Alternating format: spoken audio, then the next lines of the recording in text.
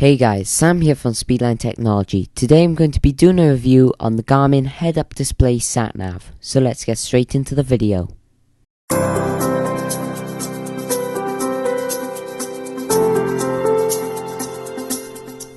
So the Garmin Head is very easy to set up. Simply plug it into your car power socket, also known as the cigarette lighter.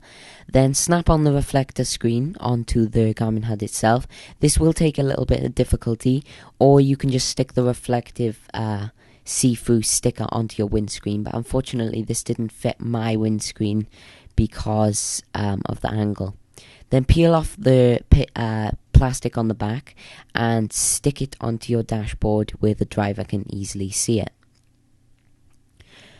Then switch on your Bluetooth on your mobile device and open it up and connect to a device called Garmin Head. Now make sure the Garmin Head is switched on. There is a power button on the side, or this will not work. It will say pair on the screen when it's waiting to get a connection. Then open the Navigon app if you're on Android, or the Garmin Street Pilot on board app if you're on iOS, and then simply search for your destination. So here I'm just going to search for a local garden centre that I was visiting.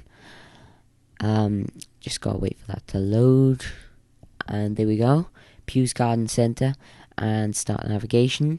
Then you can either choose walking or car, but obviously you're in the car with the Garmin Head.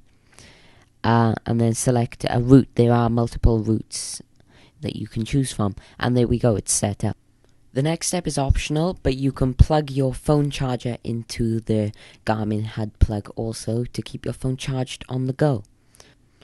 Obviously, I can't drive because I'm only 14, so I got my dad to do the driving for me, and he has some comments on the Garmin Head himself, so these will be showcased throughout the next few clips. It's a bit slow, come on. I prefer the traditional SatNav because you can't see the map. All you've got is one road, so you don't know what the side roads are, do you? Whereas on the other traditional one, it would indicate that road there on the map. The SatNav does actually have a lane detection feature, but I found out this only works in America, which is a little unfortunate, but oh well, it might eventually come to the UK in the future. Well, it is good that the way it tells you about the speed limit, but you can see the road signs anyway, can't you? Yes, if you did miss one, it's handy to have it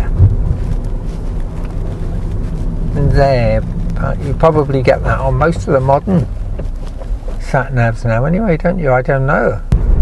And it is amazingly clear even in bright sunlight, isn't it? Yeah, it's not quite so clear driving into the sun.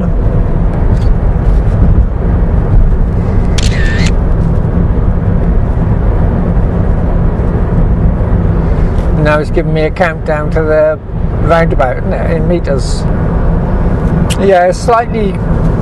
You lose the picture, the clarity slightly driving directly into the sun, but you can still see it quite easily. Oh, there's a red thing, come on, not. Because there's a camera there.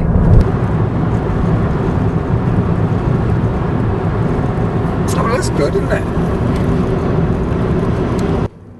Of course, my review would only be fair if I tested it at night as well as day, so that's exactly what I did.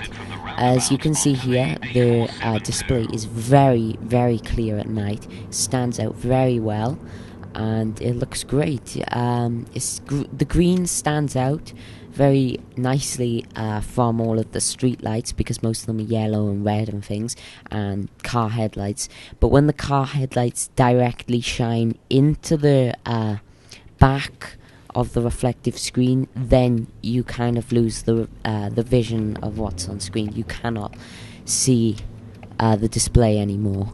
But I guess that doesn't matter, because that doesn't happen that often unless someone has their headlights on really bright and they're like coming towards you on the other side of the road or something like that. So overall, this is an alright product. It's useful because it works, of course, but unfortunately you can't see the map unless you look at your smartphone. The sound doesn't come out of the SatNav itself, it comes out of your phone also, and I have found some problems with it. The device itself costs £129, which is quite a lot for a basic SatNav. But then also you have to pay for the Navigon app if you have Android, which costs around £50 in the UK. And then to search for places and look for directions, obviously you need data, so you'll have to pay excess data charges too.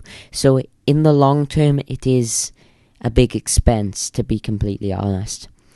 Unfortunately, it doesn't come with a case or a mains charger like other Garmin devices, but you could probably just purchase these somewhere else anyway. And as I mentioned earlier, we could not stick the reflective sticker on our windscreen because of our angle. We have a Honda Jazz, so yeah, that's just something to mention. It might not work on your windscreen. But other than that, like I said, this is a great device because it works, of course. It has a lot of great features. It would work better in the US because obviously then you get to see the lane detection actually working.